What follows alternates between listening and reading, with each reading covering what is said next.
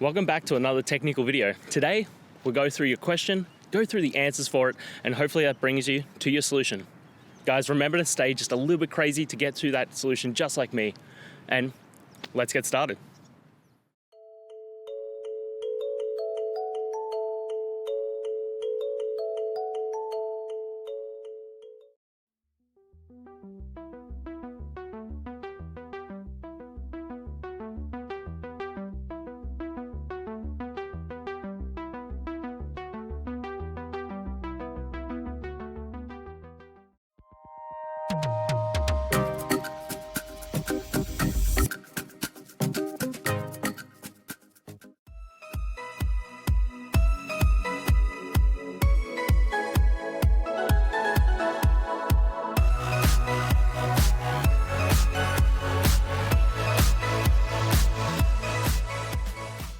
And that's it, guys.